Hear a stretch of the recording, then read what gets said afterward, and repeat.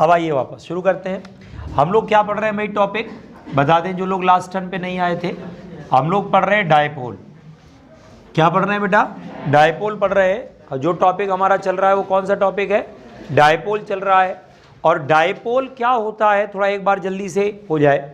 Dipole का मतलब होता है कि दो चार्जेस हैं, उनको हमने क्या किया है, फिक्स्ड एंड स्मॉल डिस्टेंस पे रख दिया। दोनों चार्जेस इक्वल एंड ऑपोजिट होने चाहिए, तो वो एक डायपोल बन करके तैयार हो जाता है। ये देखो, ये माइनस क्यू है, ये आपका प्लस क्यू है, और इनको हमने क्या किया है बताओ, फिक्स्ड एंड स्मॉल डिस्टेंस पे रखा हुआ है। कहाँ रखा हुआ है भाई, फिक्स्ड एंड स्मॉल डिस्टेंस पे रखा हुआ है ना। और जब आप Q को मल्टीप्लाई करेंगे 12 के साथ, तो ये क्या निकल के आ जाता है, डायपोल मोमेंट आ जाता है। ये बन जाता है डायपोल मोमेंट। क्या बन जाता है, ये डायपोल मोमेंट बन जाता है। P बराबर होता है Q इंटू 12। बात समझ में आ रही कि नहीं आ रही। डायपोल मोमेंट क्या बन जाता है बताओ, Q इंटू 12 बन जाता है। याद रहेगा कि नहीं, इसको बोलते हैं डायपोल मोमेंट। मैं फिर याद दिला दूं आपको, फिजिक्स में मोमेंट नाम जो आता है वो तब आता है जब किसी क्वांटिटी को डिस्टेंस से मल्टीप्लाई कर देते हैं। दिमाग में दौड़ाओ जरा, क्या मोमेंट ऑफ फोर्स याद आया, टॉर्क कहलाता है जिसको कहते हैं, फोर्स इनटू डिस्टेंस। आया कि नहीं आया, परपेंडिकुलर डिस्टेंस तो अंडरस्टूड है, वो रहेगा ही रहेगा। अब दूसरी चीज़ क्या बोला भाई, आपने बोला moment into momentum into distance, angular momentum, उसका दूसरा नाम मोमेंट ऑफ मोमेंटम। बोलते हैं कि नहीं बोलते, मोमेंट ऑफ इनर्शिया। याद है कि नहीं याद है। जहाँ भी मोमेंट वर्ड लग जाएगा समझ जाना क्या हो गया बताओ, ये डिस्टेंस से मल्टीप्लाई हुआ है। कुछ चीज़ें बताई नहीं जाती, हर चीज़ नोट करके बॉक्स बना के लिखवाई नहीं जाती। कुछ चीज़ें अपने दिमाग में ही बॉक्स में रख लिया करो। There is also hollow box, नहीं सही है। तो मेरा कहने का मतलब क्या है बताओ, कि डायपोल मोमेंट का मतलब है charge into distance between the charges. और ये डायपोल की क्या कहलाती है बताओ, लेंथ कहलाती है। This is called the length of the dipole. और डायपोल मोमेंट की डायरेक्शन कहाँ से कहाँ होती है, फ्रॉम माइनस क्यू टू कहाँ होती है बताओ, प्लस क्यू होती है। डायपोल मोमेंट की डायरेक्शन कहाँ से कहाँ होती है, from minus Q two plus Q होती है। उसके बाद डायपोल का मेन काम क्या होता है, मैंने बताया था, फिर मैं बता दूं। डायपोल का मेन काम होता है फील्ड का पता लगाना। आपने डायपोल को सस्पेंड किया, डायपोल को सस्पेंड किया तो डायपोल हमेशा फील्ड की डायरेक्शन में रहेगा कि नहीं रहेगा। क्लास में जैसे टीचर खड़ा हुआ है तो सबके चेहरे इसी तरफ हैं। अभी हम उधर चले जाएं बाहर, एक इधर देख रहा है, एक इधर देख रहा है, यही तो होगा कि नहीं होगा भाई। सारे लोग अगर एक ही तरफ देख रहे हैं इसका मतलब सामने कुछ चल रहा है, फील्ड है। क्या है भाई, फील्ड है। तो मैं यहाँ खड़ा हूँ तो एवरीवन इज सीइंग हियर, समझ में आ रहा है। सब लोग इधर की तरफ देख रहे हैं कि नहीं देख रहे हैं। अगर यहाँ कोई ना खड़ा होता तो क्या होता, रैंडमली कोई उधर देख रहा होता, कोई इधर डायगोनल बना होता। इसी को तो डायगोनल रिलेशनशिप कहते हैं। नहीं, कभी आप नहीं पढ़ा है क्या, देखा होगा बेंच किनारे वाला जैसे ऐसे बैठ जाते हैं, ऐसे पक्का उधर से बताएगा 200% डायगोनल रिलेशनशिप बनाएगा वो। आ रहा है। इसलिए मैं जब क्लास में आता हूँ कहता सीधे बैठो, मुझे पता है इधर से बात करोगे। डायगोनल रिलेशनशिप बनाने का तरीका ये होता है, आदमी घूम के ऐसे बैठ जाता है। और बताओ ऐसा नहीं है। अब डायगोनल रिलेशनशिप जो है, नहीं पढ़ी नहीं आपने क्या है ना, ऐसे नहीं पढ़ी होगी, समझ में आ रहा है कि नहीं। देखो हम तो हर चीज़ में कॉमेडी ढूंढ लेते हैं भाई, अपना सीधा सा काम है। ज़्यादा सीरियस होकर के कितने दिन चल पाएंगे, समझ में आ रहा है कि नहीं यार। तो इसलिए जो है डायगोनल रिलेशनशिप का मतलब होता है टेढ़ा। जब कोई बच्चा टेढ़ा बैठ जाए इसका मतलब वो डायगोनल उधर से बनेगी। हमें ये भी बता सकते किससे बनेगी, ये भी पता चल जाएगा। एक्सपीरियंस है तो हर चीज़ का है भाई। ये बात भूल जाया करते हो तुम लोग हैं, तो हमको लगता है बहुत इंटेलिजेंट हो जाते हो। नहीं, इंटेलिजेंट हो नो डाउट, लेकिन एक डिग्री नीचे अपन भी तो हैं भाई। अपने पास भी तो कुछ ना कुछ है, कलेक्शन ऑफ इंफॉर्मेशन है कि नहीं, बताओ। तो मेरा कहने का मतलब है कि डायपोल मोमेंट है, तो जैसे ही आपने क्या किया बताओ, फील्ड लगाया, जैसे ही फील्ड में डायपोल को रखा, ये पूरा का पूरा डायपोल क्या हुआ, एक ही डायरेक्शन में आ जाएगा, आएगा, बार बार एक ही तरफ आएगा। कोई पीछे से बुलाएगा भी तब भी आदमी कहेगा चुप सर खड़े हैं, कहेगा कि नहीं कहेगा, क्यों, फील्ड की डायरेक्शन में आएगा। आप मैग्नेट को सस्पेंड करते हो, मैग्नेट भी तो एक प्रकार का डायपोल है। इस बात को मानते हो कि नहीं मानते हो, हैं, मानते हो कि नहीं मानते हो, डायपोल है। आपने इसको लटकाया, सस्पेंड किया, हमेशा एक ही डायरेक्शन में आता है कि नहीं आता है, क्यों आता है, क्योंकि फील्ड है। अगर कल को फील्ड ना होता, एक बार इधर होता, एक बार इधर होता, एक बार इधर, जहां मन होता। भाई फील्ड है तभी तो चुपचाप एक बेंच में बैठे हो, वरना भी थोड़ी देर में उधर बैठे होते, थोड़ी देर में उधर का टिफिन खा रहे होते, किसी के पास गए होते। समझ में आ रहा कि नहीं आ रहा? उसकी कॉपी छीन रहे होते। ये सब चल रहा होता कि नहीं चल रहा होता? क्यों? सही बात है ना? छीनते हो गया है ना? जो छीनता है इसका तो अभी बड़ा नहीं हुआ, कि नर्सरी वाले बच्चे करते हैं सब, ये सब ना किया करो, ठीक है ना? तो मेरा कहने का मतलब क्या है कि फील्ड होने का सीधा सीधा प्रमाण ये है कि जो डायपोल होता है वो हमेशा एक ही डायरेक्शन में रहता है। डायपोल हमेशा किस में रहेगा? एक ही डायरेक्शन में रहेगा। ये फील्ड का होने का प्रमाण होता है, ये सबूत होता है कि भाई फील्ड है वहाँ पर। क्लियर हो रहा है कि नहीं हो रहा है? तो P बराबर होगा Q इंटू 2L। क्यों भाई? P बराबर क्या हो जाएगा? Q into 2L, dipole moment है। और एक बात, अगर आपने मान लो फील्ड लगाया यहाँ पे और यहाँ पर डायपोल को रख दिया, ये आपका माइनस Q है, ये आपका प्लस Q है। अब क्या होगा? इस पर इस डायरेक्शन में फोर्स लगेगा QE, लगेगा कि नहीं? इस डायरेक्शन में फोर्स लगेगा QE, लगेगा कि नहीं लगेगा? क्यों? एक इस डायरेक्शन में फोर्स लगा QE और एक इस डायरेक्शन में QE लगा, नेट फोर्स क्या हो गया बताइए? 0। नेट फोर्स क्या हो गया? 0 हो गया कि नहीं हो गया? तो जब भी कभी डायपोल को यूनिफॉर्म फील्ड में रखते हैं, नेट फोर्स क्या होता है? टॉर्क में भी 0। याद आया? क्या बोला था मैंने? डायपोल को जब भी कभी यूनिफॉर्म फील्ड में रखते हैं तो क्या होता है बताइए? टॉर्क जो होता है में भी 0। क्यों? इन लिख देते हैं uniform field, in uniform field क्या होगा? एफ नेट 0 ऑलवेज हो गया। और टॉर्क क्या होता है? में भी 0। टॉर्क क्या होता है? में भी 0 होता है। टॉर्क जो है वो में भी 0 होता है। टॉर्क इज में भी 0। बना लो।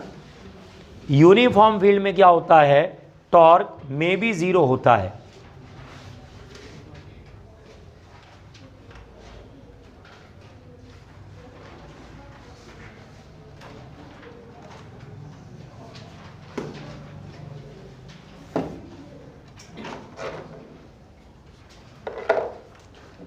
ठीक, यूनिफॉर्म फील्ड में क्या होता है? फोर्स ऑलवेज 0 होगा और टॉर्क क्या होगा? में भी 0। लेकिन अगर कल को नॉन यूनिफॉर्म फील्ड लग जाए, मान लीजिए ये इलेक्ट्रिक फील्ड बनाया और ये नॉन यूनिफॉर्म साफ साफ दिख रहा है, और आपने डायपोल को रख दिया -Q प्लस Q। आपने डायपोल को किस में रख दिया? नॉन यूनिफॉर्म फील्ड में। अब ये देखिए, यहाँ पर लाइनें पास पास हैं।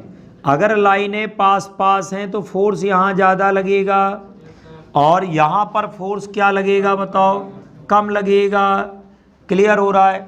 ये हमारा QE1 है और ये हमारा क्या है बताइए? QE2 है। तो यहाँ पर नेट फोर्स क्या लगेगा? QE1 माइनस QE2 होगा कि नहीं होगा? तो जब नॉन यूनिफॉर्म फील्ड होता है तो डायपोल पर क्या होता है? नेट फोर्स 0 नहीं होता है। याद रहेगा? अब अगर नेट फोर्स 0 नहीं है तो डायपोल कैसा मोशन परफॉर्म करेगा? ट्रांसलेटरी। कैसा मोशन परफॉर्म करेगा? Translatory motion. इसमें कोई मोशन नहीं है। याद रहेगा? इसमें मोशन है। इसमें टॉर्क में भी 0, इसमें भी टॉर्क में भी 0। ध्यान रखिएगा। बोलो, इसमें भी क्या होगा? टॉर्क में भी 0। याद रखना, फोर्स तो इसमें है लेकिन जो टॉर्क है वो हो भी सकता है और नहीं भी हो सकता है। टॉर्क में भी 0। इसमें क्या होता है बताइए? टॉर्क में भी 0। क्लियर हो रहा है? टॉर्क में भी 0 होता है। तो ये आपका डायपोल का बिहेवियर। जो लोग हेडिंग डालने के शौकीन हैं वो हेडिंग डाल सकते हैं। कुछ लोगों को हेडिंग डाल के अच्छा लगता है। तो बिहेवियर ऑफ डायपोल हम लोग पढ़ क्या रहे हैं? बिहेवियर ऑफ डायपोल पढ़ रहे हैं। We are studying behaviour of dipole. हम डायपोल का बिहेवियर पढ़ रहे हैं। We are studying the behaviour of dipole. Field के अंदर डायपोल का बिहेवियर पढ़ा जा रहा है। We are studying the behaviour of dipole. ये कौन सा फील्ड है भाई? ये आपका यूनिफॉर्म फील्ड है। और ये वाला कौन सा फील्ड है? ये हमारा नॉन यूनिफॉर्म फील्ड है। ये हमारा कौन सा फील्ड है? नॉन यूनिफॉर्म फील्ड है। एक यूनिफॉर्म फील्ड है और दूसरा कौन सा है? नॉन यूनिफॉर्म फील्ड है। आ रहा समझ में कि नहीं आ रहा? कोई दिक्कत तो नहीं है? बात समझ में? ठीक, बिहेवियर ऑफ डायपोल है ना, यूनिफॉर्म और नॉन यूनिफॉर्म। अच्छा, जब डायपोल यूनिफॉर्म फील्ड में होता है तो टॉर्क कितना लगता है? समझ में आ रहा है? टॉर्क ऑन द डायपोल, कितना टॉर्क लगता है? टॉर्क ऑन द डायपोल, ये केवल हम लोग यूनिफॉर्म फील्ड में निकालते हैं, नॉन यूनिफॉर्म फील्ड में नहीं निकालते हैं। अब जैसे ये डायपोल आपने, सॉरी यूनिफॉर्म है ना, अगर आपने डायपोल को यूनिफॉर्म फील्ड में रखा और किसी एंगल पे रख दिया, ये मान लो प्लस क्यू है और ये क्या है? Minus Q. ये इलेक्ट्रिक फील्ड की डायरेक्शन है, तो इधर की तरफ क्या लगा? क्यू ई, और इस डायरेक्शन में क्या लगा? क्यू ई लगा। यहाँ से देखो परपेंडिकुलर डाल दो, इसको यहाँ से आगे बढ़ा दो, ये एंगल थीटा एल और एल, तो सामने वाली साइड क्या हो गई? 2L साइन थीटा हो गई कि नहीं हो गई? क्यों? अब टॉर्क का फॉर्मूला क्या होता है? टॉर्क होता है फोर्स इनटू परपेंडिकुलर डिस्टेंस, क्या मिलेगा? Q E into 2L sine theta. क्यों? और Q इंटू 2L क्या होता है? P होता है, तो टॉर्क बराबर PE साइन थीटा आएगा कि नहीं आएगा? टॉर्क बराबर क्या आएगा? PE sine theta. या इसको वेक्टर फॉर्म में लिख सकते हैं, torque equals to P cross. Note कर लें इसको, torque equals to P cross.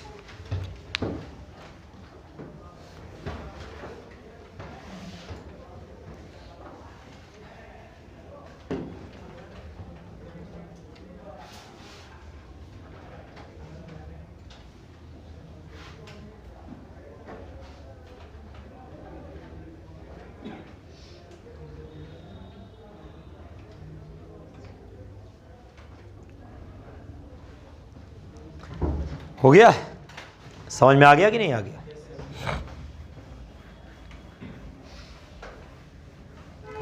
Dipole का मेन फंक्शन होता है फील्ड का पता लगाना, कहीं पर फील्ड है कि नहीं।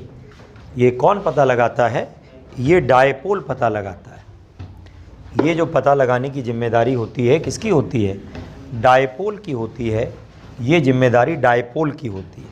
क्लियर हो रहा है? डायपोल ये बताता है कि फील्ड वहाँ पर है कि नहीं। याद रहेगा?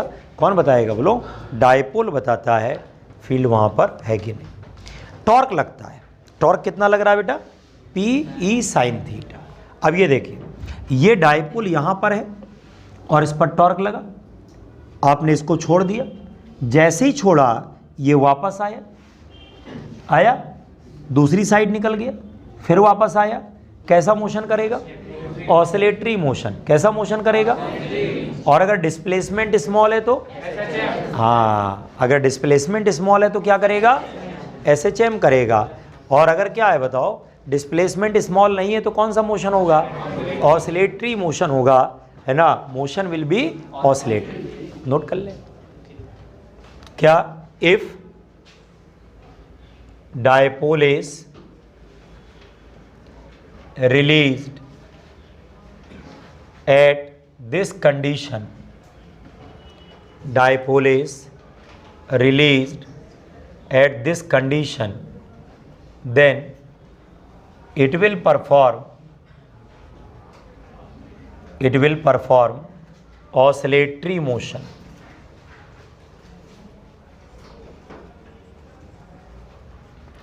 It will perform oscillatory motion. क्या परफॉर्म करेगा? ऑसिलेटरी मोशन परफॉर्म करेगा। It will perform oscillatory motion. ये हमारा कौन सा मोशन परफॉर्म करेगा? It will perform oscillatory motion.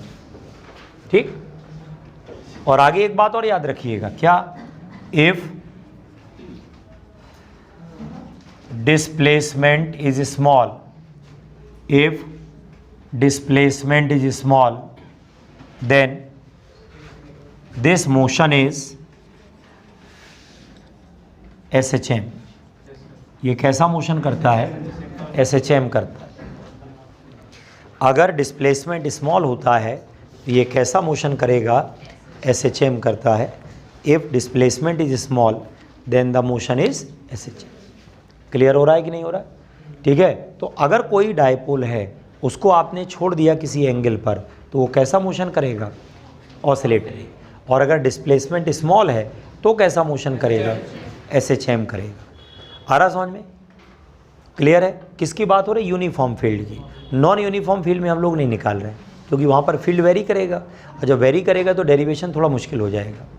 ठीक है ना? एक बात और देखिए, अब हमसे इसमें आगे क्वेश्चन पूछा जा सकता है कि अगर ये SHM करेगा तो बताओ इसका टाइम पीरियड कितना होगा। समझ में आ रहा है? अगर ये ऑसिलेशन करेगा तो इसका टाइम पीरियड कितना होगा, ये पूछा जा सकता है। क्लियर है? टाइम पीरियड पूछा जा सकता है अगर ये ऑसिलेट करेगा, है ना। तो अगर थीटा स्मॉल है, देखिएगा, अगर एंगल आपका स्मॉल है, अगर एंगल स्मॉल है तो आपको मैंने बताया था कि साइन थीटा क्या होता है? थीटा होता है। क्यों भाई? अगर एंगल स्मॉल होता है तो साइन थीटा कितना होता है? थीटा होता है कि नहीं होता है? तो यहाँ पर अभी आपने क्या लिखा था? टॉर्क का फॉर्मूला क्या लिखा है? पी साइन थीटा है। तो देयरफॉर टॉर्क कितना मिल जाएगा? पी थीटा मिल जाएगा कि नहीं मिलेगा? टॉर्क कितना मिल जाएगा बताओ? पी थीटा मिल जाएगा। टॉर्क का फॉर्मूला बच्चा एक और होता है, आई अल्फा। टॉर्क का फॉर्मूला क्या होता है? आई अल्फा होता है। अल्फा क्या होता है बोलो? Minus omega square theta. ये आपने पढ़ा है कि नहीं पढ़ा है? Minus omega square theta. जिसने ना पढ़ा हो देख लीजिए ध्यान से। जब भी कोई बॉडी SHM करती है, एसिलेशन उसका क्या होता है? जब हम लोग SHM में जाते हैं तो वहाँ पर जो एसिलेशन होता है माइनस क्या होता है? ओमेगा स्क्वायर एक्स होता है। क्यों? क्या होता है बताओ? माइनस ओमेगा स्क्वायर एक्स होता है। अब यहाँ पर एक ही जगह क्या लिख दिया? अल्फा। एक्स की जगह क्या लिख दिया? थीटा। तो अल्फा का फॉर्मूला क्या मिला? माइनस ओमेगा स्क्वायर थीटा मिला कि नहीं मिला? अल्फा का क्या फॉर्मूला लिखा? माइनस ओमेगा स्क्वायर थीटा लिखा। अब कुछ मत करिए, इसको उठा करके यहाँ पे रख दीजिए। कहाँ पे? अल्फा की जगह। तो टॉर्क का फॉर्मूला क्या मिला? आई ओमेगा स्क्वायर थीटा। माइनस बच्चा लगता है रीस्टोरिंग की वजह से। किस वजह से लगता है? हाँ, माइनस क्यों लगता है? बिकॉज ऑफ रीस्टोरिंग, है ना। रीस्टोरिंग की वजह से कौन सा साइन लगता है? माइनस साइन लगता है, बिकॉज ऑफ रीस्टोरिंग। रीस्टोरिंग होने की वजह से माइनस साइन लगता है। अब आप देखिए ध्यान से, यहाँ पर कौन सा? ये पी थीटा किसके बराबर हो जाएगा? आई ओमेगा स्क्वायर थीटा की इक्वल होगा कि नहीं होगा? क्यों? क्या हो जाएगा बताइए? यहाँ पर जो आपका पी थीटा है ये बराबर किसके आएगा? I omega square theta. Theta cut गया, ओमेगा स्क्वायर क्या मिलेगा? P upon I. ओमेगा क्या मिलेगा? Under root of P upon I. Omega क्या होता है बच्चा? 2π/t होता है। Under root of P upon I. तो टाइम पीरियड क्या होता है? 2π under root of I upon क्या होगा? पी आ जाएगा कि नहीं आ जाएगा? नोट कर लीजिए इसको, बना।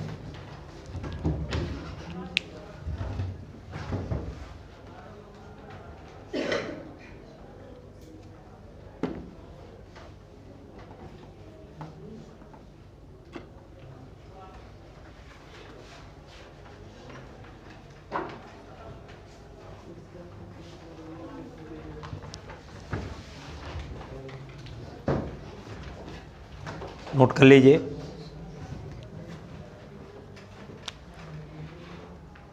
टाइम पीरियड है 2π under root of I upon P. और ये आई क्या होता है? मोमेंट ऑफ इनर्शिया होता है। आई क्या होता है? मोमेंट ऑफ इनर्शिया होता है। I is called moment of inertia. I क्या होता है भाई? मोमेंट ऑफ इनर्शिया होता है। I is called moment of inertia. समझ में आ रहा है कि नहीं आ रहा? आई क्या है? Moment of inertia. पी क्या होता है? Dipole moment. ई क्या होता है? इलेक्ट्रिक फील्ड होता है। ई क्या होता है? इलेक्ट्रिक फील्ड होता है। होता है कि नहीं होता है? ये time period is 2 pi under root of I upon P.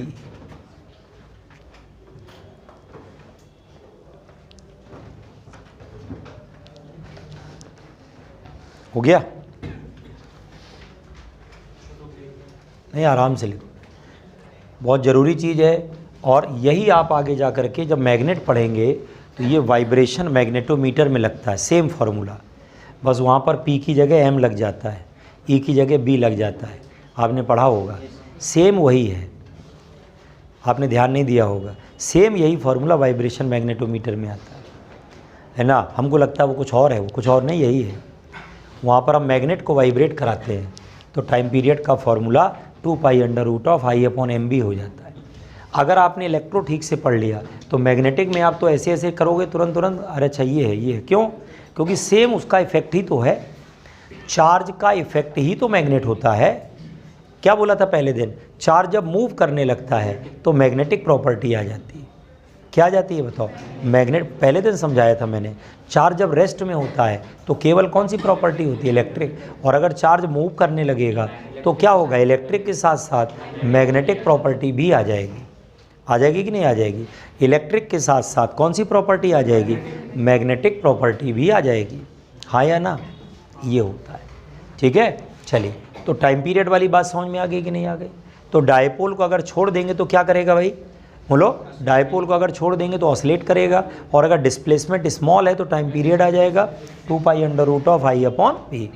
देखो, SHM जब बोल देगा तब तो हम टाइम पीरियड निकाल लेंगे, क्योंकि SHM के तो सारे फॉर्मूले हमको रटे हुए हैं। लेकिन जब वो ऑसिलेटरी बोलेगा तो फिर वो इक्वेशन बना करके सॉल्व होता है। ऑसिलेटरी के लिए फिर इक्वेशन बना करके टाइम पीरियड निकाला जाता है, याद रहेगा। वो थोड़ा सा हमारे लिए कॉम्प्लिकेटेड है, इसलिए हम लोग केवल सिंपल हार्मोनिक मोशन हम लोग पढ़ते हैं। क्या पढ़ते हैं बताओ? सिंपल हार्मोनिक मोशन पढ़ते हैं। सिंपल हार्मोनिक मोशन वो होता है जिसमें बॉडी पर रीस्टोरिंग फोर्स लगे। क्या लगे? या रीस्टोरिंग टॉर्क लगे, वो होता है हमारा सिंपल हार्मोनिक मोशन। अगर रीस्टोरिंग नहीं है ना, अगर A equal to minus omega square x नहीं है, मान लो x की पावर 2 है, x की पावर 3 कुछ भी लगी है, समझ में आ रहा कि नहीं आ रहा? तो वो ऑसिलेटरी तो हो सकता है, लेकिन वो हमारा SHM नहीं होगा। क्या नहीं होगा बताओ? SHM नहीं होता। SHM बोलने का मतलब होता है वहाँ पर x की पावर 1 है। क्या है? A directly proportional to minus x. क्या बोला हमने? x की पावर क्या है? 1 है। जैसे हम लोग इक्वेशन पढ़ते थे, लीनियर इक्वेशन, दोनों वेरिएबल की पावर 1 है, फिर क्वाड्रेटिक पावर क्या होती थी? 2, फिर बढ़ती चली जाती थी। तो SHM भी इसी प्रकार का मोशन है। सो सबसे सिंपल टाइप का है सिंपल हार्मोनिक मोशन। सबसे सिंपल फॉर्म है किसका? हार्मोनिक मोशन का। याद रहेगा, सिंपलेस्ट फॉर्म है जिसमें पावर x की क्या लेते हैं बताओ? 1 लेके चलते हैं। समझ में आ रहा है कि नहीं आ रहा? फोर्स केवल एक ही लग रहा है, कौन सा वाला? रीस्टोरिंग वाला। समझ में आ रहा है? उसमें भी x की पावर क्या है? 1 है। ठीक है, तो यहाँ पर जो है टाइम पीरियड निकाल लिया। अब अगर मान लो आपने छोड़ा ना होता और डायपोल को लगातार आप एंगल बढ़ाते जाते तो आपको वर्क करना पड़ता कि नहीं करना पड़ता? बोलो, क्या करना पड़ता? तो अगली चीज़ क्या शामिल हो गई बेटा? Work done in rotation of dipole. ऐसे तो बनता है क्वेश्चन। पहले क्या हुआ? बिहेवियर डायपोल का वो बता दिया, फिर एंगल पे घुमाया, टॉर्क लगा, फिर टॉर्क लगा तो छोड़ दिया तो क्या हुआ? Oscillatory motion. और अगर नहीं छोड़ा तो रोटेट कराने में वर्क डन। समझ में आ रहा है कि नहीं आ रहा? और जितना वर्क डन करेंगे किसके फॉर्म में स्टोर हो जाएगा? Potential energy. ले खत्म हो गया डायपोल। नहीं समझ में आ रहा? ऐसे तो होता है, कोई वहाँ किसी उससे थोड़ा होता, भविष्यवाणी होती है, ये ऐसे ऐसे होता है, वो सब एक दूसरे से लिंक होता है। आपने रोटेट कराया, रोटेट कराने में वर्क करना पड़ा, और जितना वर्क करते हैं वो किसके फॉर्म में स्टोर हो जाता है? एनर्जी की फॉर्म में। कौन सी एनर्जी? पोटेंशियल। जब एनर्जी स्टोर होती है तो उसको बोलते हैं पोटेंशियल एनर्जी, याद रहेगा। और जब एनर्जी रिलीज़ होती है, किसके फॉर्म में रिलीज़ होती है? कई फॉर्म में रिलीज़ होती है, हीट के फॉर्म में तो रिलीज़ होती है ना। तो स्टोर होने का एक ही फॉर्म है, कौन सा वाला? पोटेंशियल एनर्जी, है ना। वर्क डन हमेशा किसके फॉर्म में स्टोर होता है? Potential energy. लेकिन वो भी वर्क डन किसके अगेंस्ट में किया गया हो? बोलो, कंजर्वेटिव फोर्स। कौन सा फोर्स? अब आपने मान लो किसी बॉक्स को रख करके ज़मीन में खिसकाया, बड़ी मेहनत लगी आपको, आप थक गए, तो आपने क्या कहा? मैंने पढ़ा हुआ है किताब में कि सर जितना वर्क डन करते हैं वो एनर्जी के फॉर्म में स्टोर हो जाता है। हमें इस बॉक्स को खिसकाने में बड़ी मेहनत पड़ी, तो जितना मैंने वर्क किया होगा उसके फॉर्म में स्टोर हो गया होगा, उसमें कहीं स्टोर नहीं हो गया होगा, हीट के फॉर्म में लॉस हो गया है। क्योंकि जो वर्क जो किया है तुमने वो फ्रिक्शन के अगेंस्ट किया है। किसके अगेंस्ट किया है? वो एनर्जी के फॉर्म में लॉस नहीं लॉस होगा। किसके फॉर्म में लॉस होगा? हीट के फॉर्म में। क्योंकि कौन सा फोर्स था वहाँ? Non conservative. कौन सा फोर्स था? Conservative force, non conservative. दो टाइप के फोर्स होते हैं। कंजर्वेटिव फोर्स की डेफिनेशन मैं बता चुका हूँ, कौन बताएगा? भूल गए? कंजर्वेटिव फोर्स की डेफिनेशन कोई बताएगा? हाँ बोलो बेटा।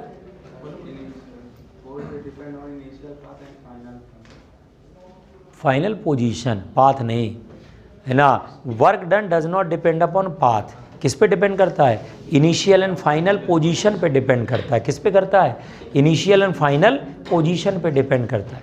पाथ इंडिपेंडेंट होता है तो उसको क्या बोला जाता है? वो लोग कंजर्वेटिव फोर्स बोला जाता है। और अगर पाथ डिपेंडेंट होता है तो उसको क्या बोला जाता है? बोलो नॉन कंजर्वेटिव। ये चलो गंभीर बात हो गई, हल्के मूड में समझाएं। अगर कोई फोर्स जो है एनर्जी का लॉस कराता है तो नॉन कंजर्वेटिव, और एनर्जी का लॉस नहीं कराता है तो कंजर्वेटिव। बात खत्म हो गई। तो अगर आपने कंजर्वेटिव फोर्स के अगेंस्ट वर्क किया है तो एनर्जी के फॉर्म में क्या होगा? स्टोर हो जाएगा। काम आपने किया है वो कभी भी आपका नुकसान नहीं होगा। कंजर्वेशन ऑफ एनर्जी सबसे पहले किसने दिया था? भगवत गीता के श्लोक में लिखा है, कर्मण्येवाधिकारस्ते मा फलेषु कदाचन। ये है कंजर्वेशन ऑफ एनर्जी, सबसे पहले वहीं लिखा है। समझ में आ रहा कि नहीं यार? काम करो, फल की चिंता मत करो, क्योंकि वो तो मिलेगा ही। तुमने काम किया, स्टोर हो गया है वो। आ रहा समझ में कि नहीं आ रहा? This is the primitive form of conservation of energy. ये कंजर्वेशन ऑफ एनर्जी ही तो लिखा है। अगर तुम काम करोगे कोई व्यक्ति उसका नुकसान नहीं कर सकता है, कोई नहीं छीन सकता, क्योंकि तुमने काम किया है। वो स्टोर हो गया किसके फॉर्म में? बोलो एनर्जी के फॉर्म में। जब भी कभी होगा वो वापस कन्वर्ट होके मिलेगा। यानी कि अगर तुमने काम किया है तो उसको रिजल्ट तो मिलेगा ही मिलेगा। अब आप कहोगे अभी तो हमको नहीं मिला। अरे तो बाद में मिल जाएगा। कई बार डिलेड होता है, कई बार डिलेड होता है। समझ में आ रहा है कि नहीं आ रहा? आपने पौधा उगाया, पानी डाला, फल लाओ। भाई ऐसे होता है क्या? भाई हमारे कहने का मतलब, भाई आपने उसको लगाया, पानी डाला, सब कुछ किया और खड़े हो गए, लाओ जल्दी। नहीं दे रहा है, काट के फेंक दिया। ये कोई तरीका होता? अभी पानी दिया तो सब। हर चीज़ की एक प्रोसेस होती है, उस प्रोसेस के लास्ट में फल मिलता है। उस प्रोसेस को कंप्लीट तो करो। नहीं मैं गलत कह रहा हूँ, मतलब अनुभव के आधार पर कह रहा हूँ, किसी किताब की पढ़ी बढ़ाई बात नहीं कह रहा हूँ। अनुभव बहुत बार ऐसा होता है, हम लोग काम शुरू करते हैं और तुरंत कहते हैं कि नहीं फल दो। अब वो नहीं मिल रहा है तो हमको लगता है काम खराब है। काम क्या है बताओ? खराब है। समझ में आ रहा है कि नहीं आ रहा? काम क्या है बताओ? खराब है। हमको लगता है काम वाम खराब नहीं है। वेट तो करो, वेट करोगे फल मिलेगा। वेट करोगे फल मिलेगा, 200% मिलेगा। कोई नुकसान नहीं करा सकता उसका, बिकॉज कंजर्वेशन ऑफ एनर्जी। बोलो कंजर्वेशन ऑफ एनर्जी। याद रहेगा कि नहीं? Law of conservation of energy कोई कर नहीं सकता।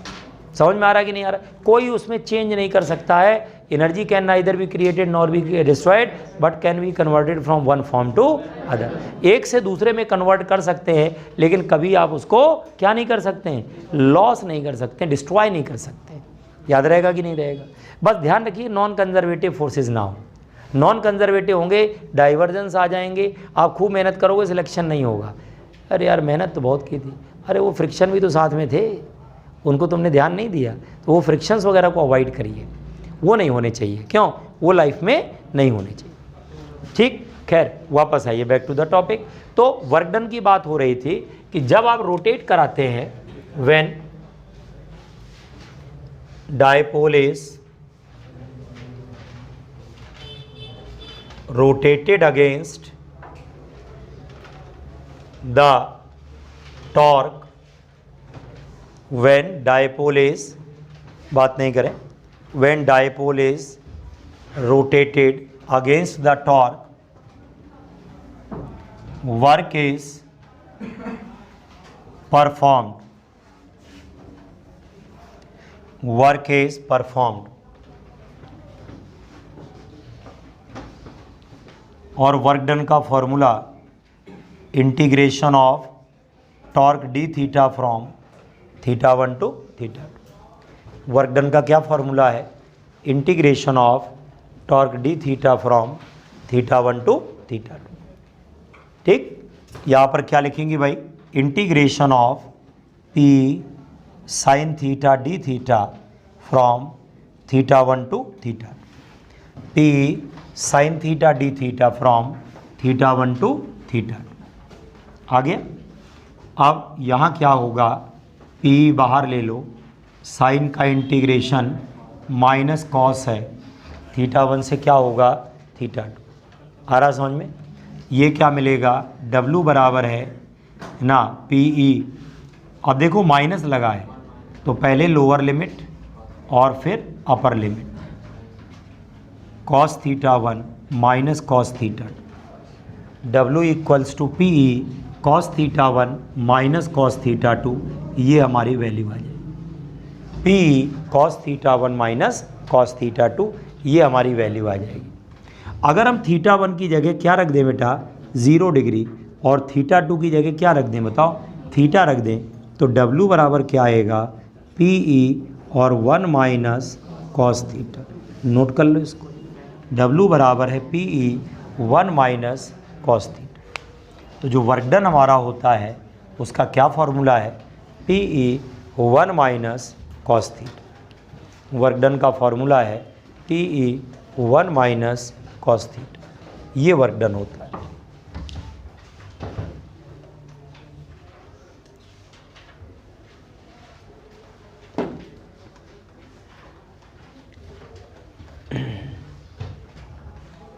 PE 1 माइनस कॉस थीटा, ये हमारा वर्क डन होता है, that is the work done.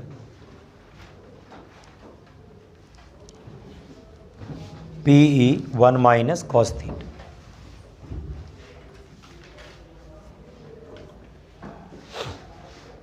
तो समझ में आ गया कि नहीं आ गया। अब ये तो हो गया वर्क डन। इसके बाद आता है पोटेंशियल एनर्जी। क्या आता है, पोटेंशियल एनर्जी, हेडिंग डाल लें, potential energy.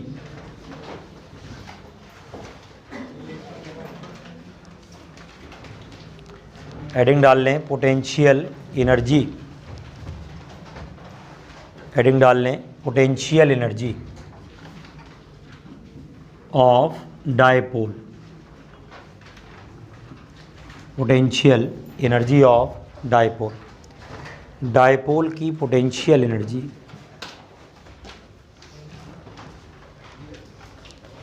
Potential energy of dipole. बात नहीं करें, जो पोटेंशियल एनर्जी होती है भाई वो वर्क डन से आती है। किससे आती है, लेकिन यहाँ दो वर्क डन होते हैं, ध्यान से देखिएगा। जो पोटेंशियल एनर्जी होती है वो W1 प्लस W2 के बराबर होती है। किसके बराबर होती है, W1 प्लस W2 के बराबर होती है। किस किस के बराबर होती है, W1 प्लस W2 के बराबर होती है। ये W1 क्या है, W2 क्या है, देखो W1 होता है work done in formation of dipole, work done in formation of dipole. और W2 क्या होता है, work done in rotation of dipole, work done in rotation of dipole. Rotation का जो वर्क डन होता है वो हमारा W2 होता है, और W1 क्या होता है, वर्क डन इन क्या है, formation of dipole. Work done in formation of dipole ये होता है W1, और W2 क्या होता है, work done in rotation of dipole. दोनों का सम कर दिया जाए तो क्या निकल आता है, वर्क डन निकल आता है। आ रहा समझ में कि नहीं आ रहा। W1 प्लस W2 जो होता है वो हमारा पोटेंशियल एनर्जी होता है। क्लियर है, क्या होता है वो, पोटेंशियल एनर्जी होता है। अब W2 तो देखो अभी अभी निकाला हम लोगों ने, है ना, work done in rotation of dipole. W2 अभी अभी निकाला, क्या W2 जो हम लोगों ने निकाला है वो कितना निकाला है, W2 निकाला है PE और 1 माइनस कॉस थीटा। निकाला कि नहीं निकाला। ये कौन सी वाली एनर्जी ने वर्क डन निकाला बताओ, रोटेशन वाला। कौन सा निकाला है, रोटेशन वाला निकाला है।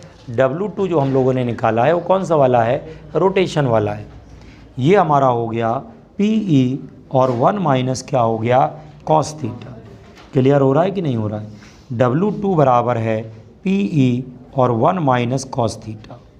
W2 बराबर है P E 1 minus cos theta. आ रहा समझ में कि नहीं आ रहा? W2 जो है वो P E 1 minus cos theta. आया समझ में कि नहीं आ रहा? ठीक, अब W1 कैसे निकालेंगे ये समझिएगा। जैसे मान लो ये आपने इलेक्ट्रिक फील्ड बनाया, यहाँ से ये क्या बनाया, इलेक्ट्रिक फील्ड बनाया। अब एक चार्ज कौन सा है, प्लस है, दूसरा वाला चार्ज कौन सा है, माइनस है। अब यहाँ पर देखो क्या हो रहा है, एक पॉजिटिव चार्ज आ रहा है, एक कौन सा चार्ज आ रहा है, नेगेटिव चार्ज आ रहा है। एक कौन सा चार्ज है बताओ, पॉजिटिव चार्ज है। एक कौन सा चार्ज है बोलो, नेगेटिव चार्ज आ रहा है। पॉजिटिव चार्ज जो आ रहा है इसको लाने में हमें वर्क करना पड़ेगा, क्यों, इलेक्ट्रिक फील्ड इसको रिपेल करेगा। लेकिन नेगेटिव चार्ज को लाने में हमें कोई वर्क नहीं करना पड़ेगा, क्यों, इलेक्ट्रिक फील्ड उसको अपनी तरफ क्या करेगा, अट्रैक्ट करेगा। तो इसको लाने में हमें वर्क करना पड़ा।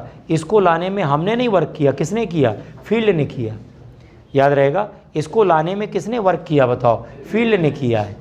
इसको लाने में किसने वर्क किया बताओ, हम लोगों ने। एक्सटर्नल वर्क हुआ है। एक्सटर्नल वर्क प्लस में होता है और फील्ड का वर्क किस में होता है, माइनस में होता है। तो नेट वर्क डन क्या हो गया, 0।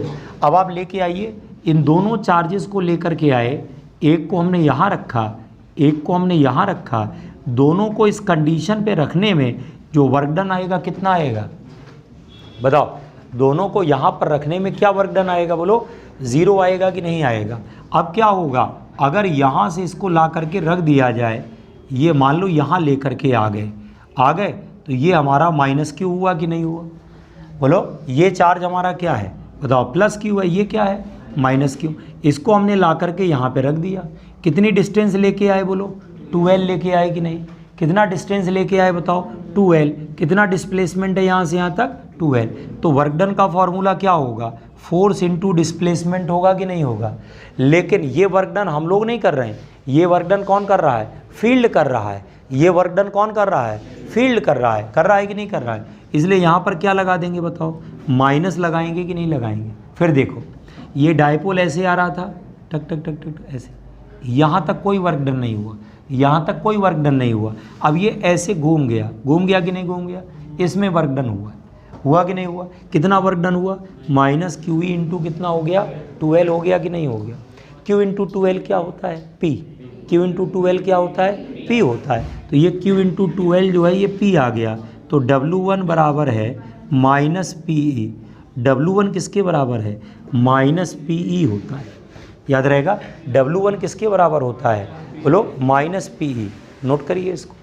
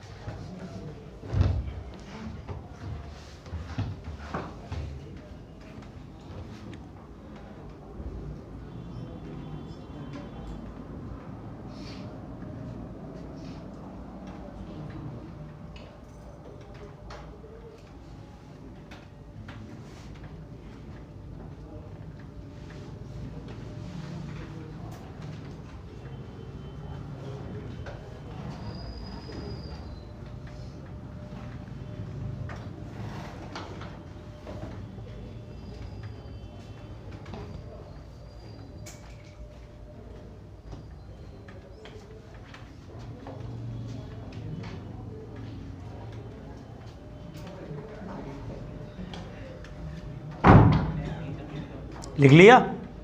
W1 कितना हो गया बेटा, माइनस पी हो गया कि नहीं हो गया।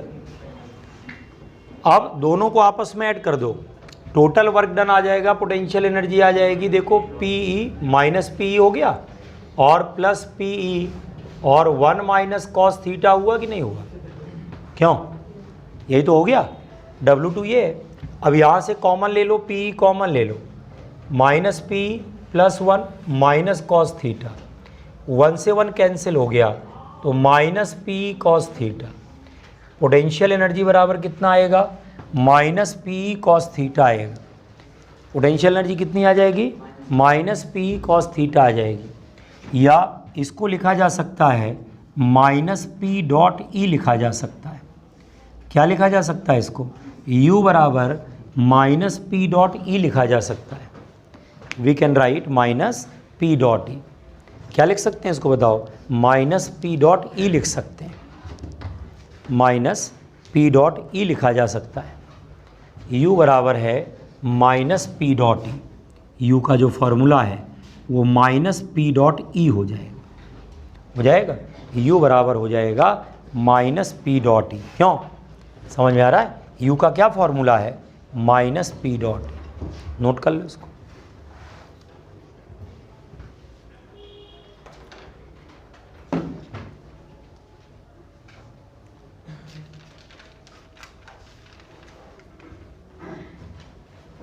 पोटेंशियल एनर्जी फिर याद दिला दें, पोटेंशियल एनर्जी दो वर्क की सम की इक्वल है। कौन कौन, एक वर्क डन कौन सा है, फॉर्मेशन, दूसरा कौन सा है, फॉर्मेशन में कितना आया, माइनस पी, रोटेशन में कितना आया बताओ, है ना, है ना, पी 1 माइनस कॉस थीटा।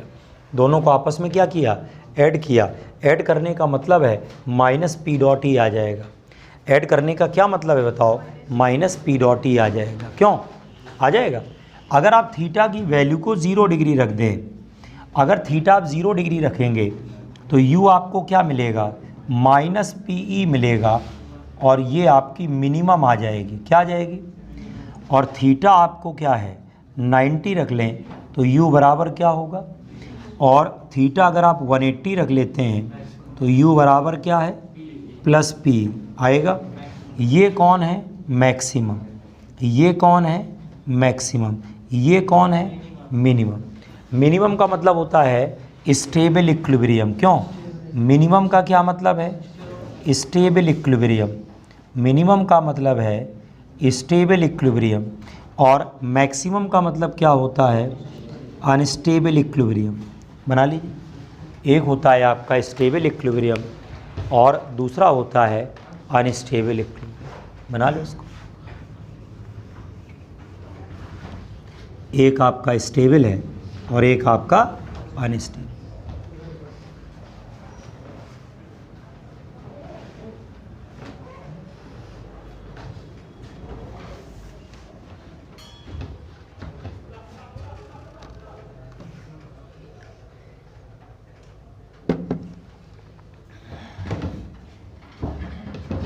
ठीक है, u हमारा माइनस पी है और u हमारा प्लस पी है। क्लियर हो रहा है कि नहीं हो रहा है, एक आपका माइनस पी हो गया और दूसरा कौन सा हो गया, प्लस पी हो गया कि नहीं हो गया। एक आपका माइनस पी है और दूसरा आपका plus P.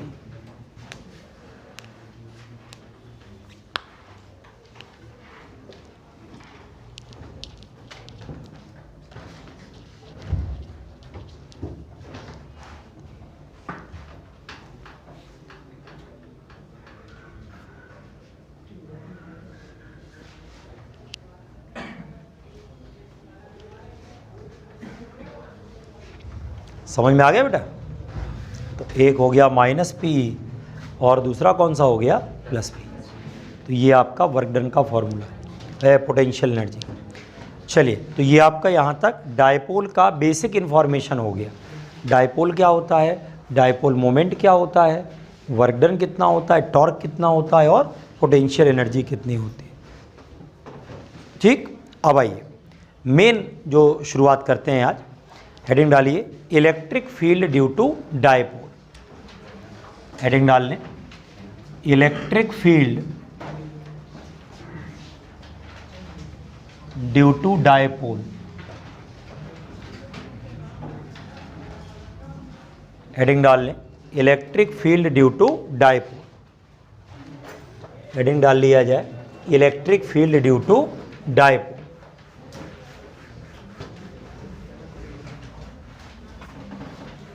Electric field due to dipole.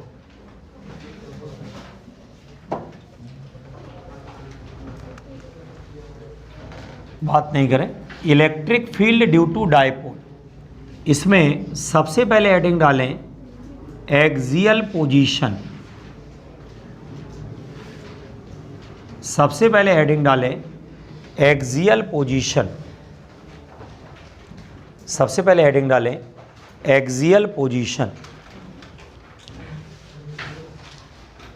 Axial position या इसको बोला जाता है एंड ऑन पोजीशन।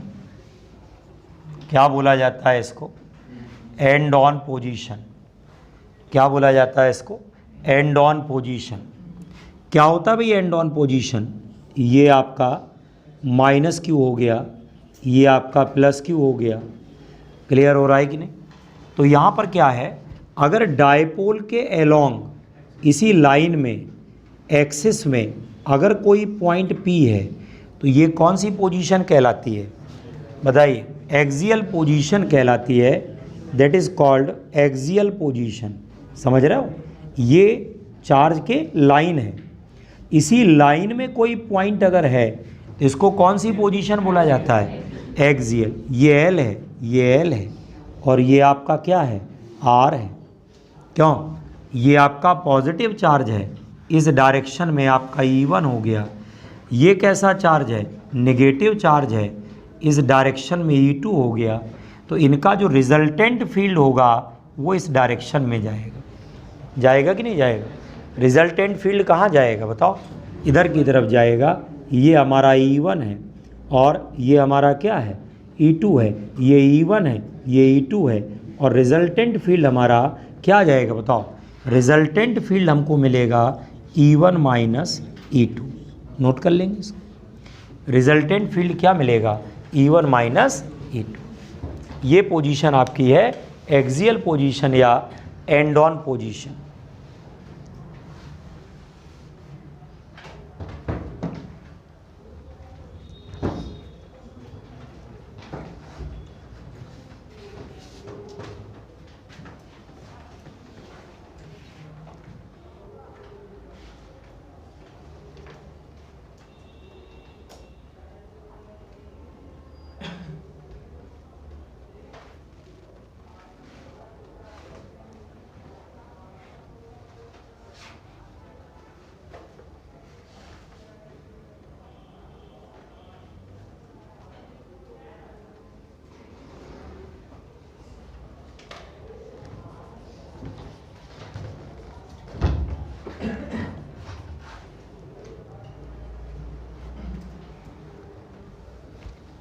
ठीक है।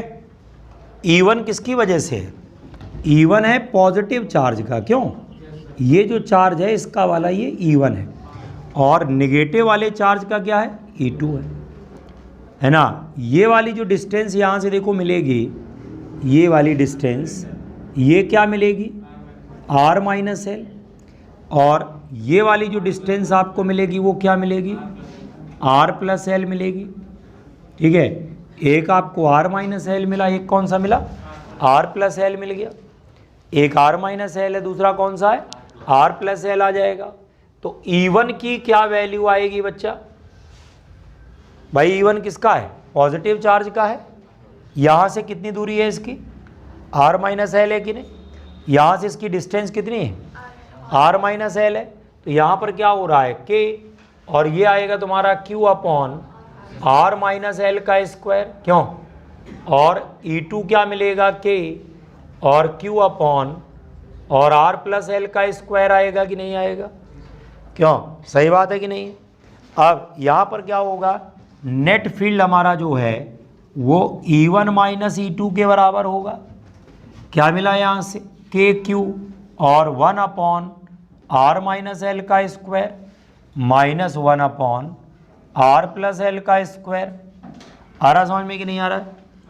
KQ और 1 अपॉन R माइनस एल का square minus 1 upon R plus L का स्क्वायर। ये हो गया K और Q और ये क्या है? R square minus L square का होल स्क्वायर। ये क्या मिलेगा बेटा?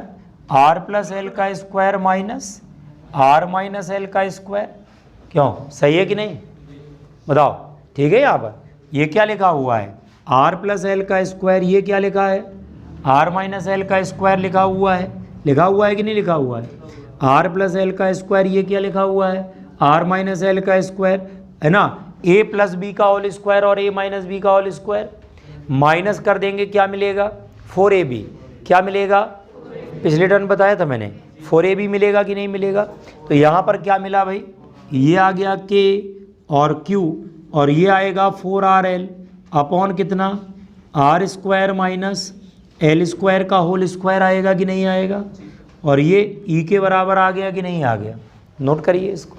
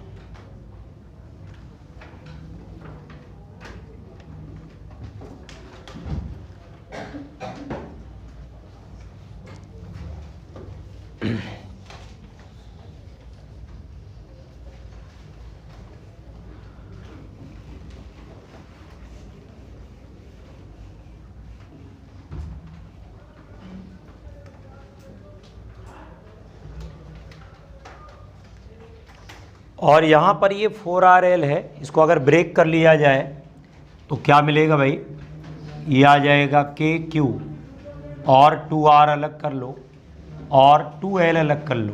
क्यों, क्या मिलेगा यहाँ से, upon R square minus L square का होल स्क्वायर मिलेगा। ये देखो Q इंटू 2l क्या होता है, P, तो E बराबर आएगा K और 2PR upon R square minus L square का होल स्क्वायर। ये भाई K 2PR upon R square minus L square का होल स्क्वायर। ये हमारा इलेक्ट्रिक फील्ड का हो गया।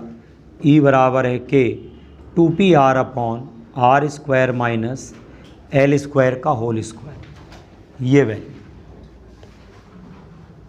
अगर R की value very very greater than L हो जाए, अगर R की value very very greater than क्या हो जाए बोलो, L हो जाए कि नहीं हो जाए। अगर R की वैल्यू L से ज़्यादा हो गई तो क्या होगा, ये L स्क्वायर यहाँ से क्या होगा बोलो, नेगलेक्ट हो जाएगा। और जैसे ही नेगलेक्ट होगा तो R की पावर क्या होगा, 4 आएगा, ऊपर R है तो R की पावर 3। तो E का क्या फॉर्मूला होगा, K और 2P अपॉन क्या होगा, RQ। नोट कर ले, यही वाला फॉर्मूला हम लोग ज़्यादातर यूज़ करते हैं। E इन्वर्सली प्रोपोर्शनल किसके है, R की पावर 3 के है। E हमारा इन्वर्सली प्रोपोर्शनल किसके है, R की पावर 3 के है।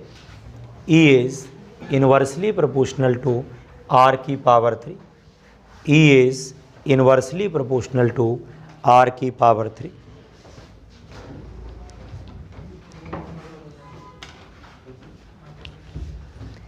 E हमारा इन्वर्सली प्रोपोर्शनल है R की पावर 3।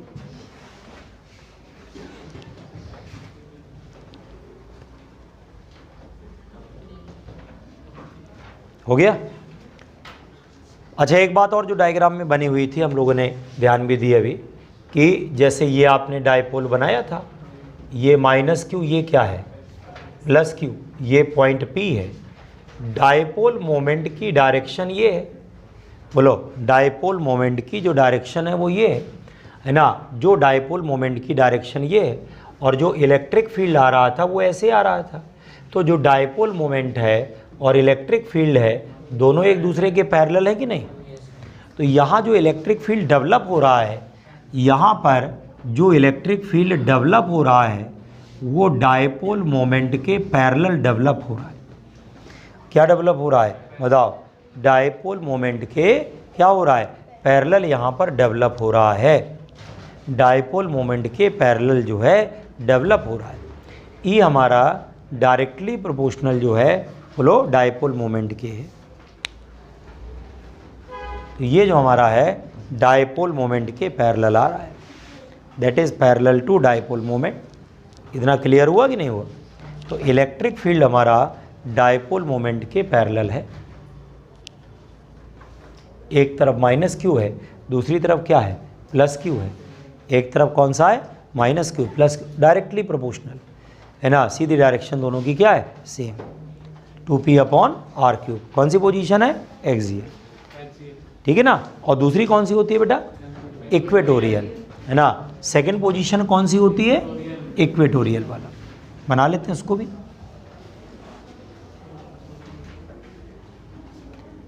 सेकंड पोजीशन होती है इक्वेटोरियल पोजीशन। इक्वेटोरियल को ब्रॉड साइड ऑन पोजीशन भी कहते हैं। इक्वेटोरियल को क्या बोलते हैं बताओ, ब्रॉड साइड ऑन पोजीशन भी बोलते हैं। इक्वेटोरियल को बोला जाता है ब्रॉड साइड ऑन पोजीशन। ठीक, क्या होता है भाई इक्वेटोरियल, है ना, हिंदी में इसको निरक्षी बोलते हैं। उसको क्या बोला जाता है अक्षी, याद रखिएगा। हिंदी में भी नाम जिन लोगों ने पढ़े हों तो कोई ऐसा वो नहीं है। निरक्षी मतलब होता है परपेंडिकुलर बाइसेक्टर, अक्षी का मतलब पैरेलल, ठीक है। अब यहाँ पर क्या है इक्वेटोरियल की बात हो रही है, तो इक्वेटोरियल में क्या होता है, ये आपका माइनस क्यू है, ये आपका प्लस क्यू है, ये आपका सेंटर है, ये देखो। अब ये हमारा एल हो गया, ये एल हो गया, ये आर हो गया। अब आपने इसको यहाँ से मिला दिया, इसको आपने यहाँ से मिला दिया। अब ये देखो, ये आपका पॉजिटिव चार्ज है, पॉजिटिव चार्ज का जो फील्ड है वो हमारा E1 है। नेगेटिव चार्ज का जो फील्ड है वो हमारा क्या हो गया E2 हो गया। दोनों का जो रिजल्टेंट हमारा हो गया वो E आ जाएगा कि नहीं आ जाएगा। क्यों, क्लियर हो रहा है कि नहीं हो रहा है। ये कौन सा चार्ज है बताओ, नेगेटिव चार्ज है।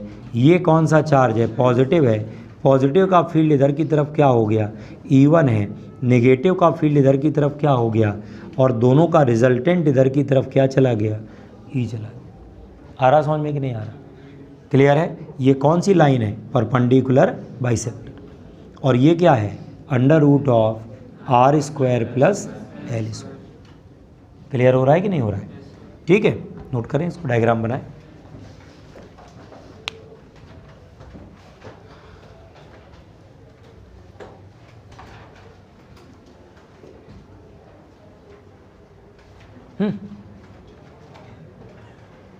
क्या देख रहे हो,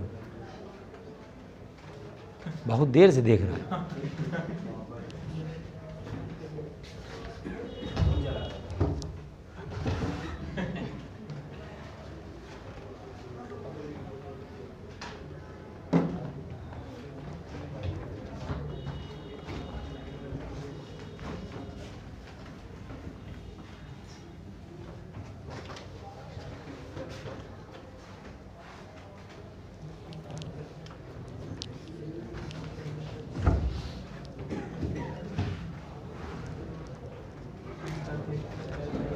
ये देखो, बात नहीं करें, ये डायपोल मोमेंट की डायरेक्शन है।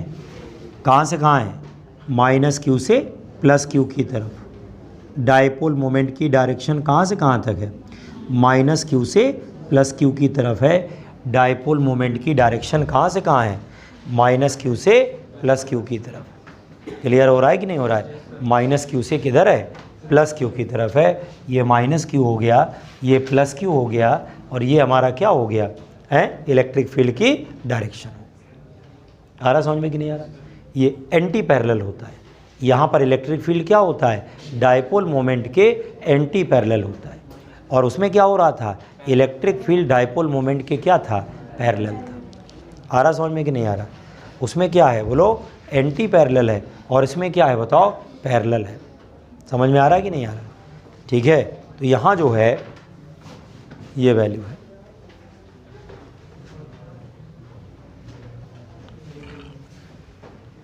ये आपका E1 है और ये हमारा E2 है और ये हमारा जो है रिजल्टेंट। इतना क्लियर हुआ कि नहीं हुआ? अच्छा, इसकी जो वैल्यू होती है ये मैं आपको बता दूं, तो ये होती है K और P/R² प्लस L² की पावर 3/2। अगर आप कहेंगे तो इसका डेरिवेशन नेक्स्ट टर्म पे करा देंगे। और इसमें क्या है भाई, दो चीज़ें मेन होती हैं, एक तो फार्मूला है ना, उसके पीछे कॉन्सेप्ट क्या है, और डायरेक्शन समझ में आ गया, बहुत है। इसके अलावा ज़्यादा डेरिवेशन एक दो करा दिए समझाने के लिए। डेरिवेशन मैंने एक बार बोला था क्यों कराए जाते हैं, ताकि मैथमेटिकल अप्रोच डेवलप हो। क्या डेवलप हो? मैथमेटिकल अप्रोच डेवलप हो। जिन लोगों को दिक्कत होती है कि उनको मैथमेटिकल अप्रोच नहीं आ रही, अभी भी अंडरलाइन करके पढ़ते हैं, तो उनको डेरिवेशन करने के लिए कहा जाता है भाई डेरिवेशन करो। दूसरा, बीच के स्टेप पे कहीं न्यूमेरिकल आ जाते हैं कई बार, तो वो भी एक काम होता है। अब यहाँ पर क्या हो रहा है कि अगर R की वैल्यू L से बहुत ज़्यादा है, अगर R की वैल्यू L से बहुत ज़्यादा है तो ये L² नेगलेक्ट हो गया, R की पावर 3 मिलेगा, तो E बराबर क्या मिलेगा, P/, क्या मिल गया, R की पावर 3 मिला कि नहीं मिला? नोट कर लें इसको, ये वैल्यू, ठीक है, बना लो इसको।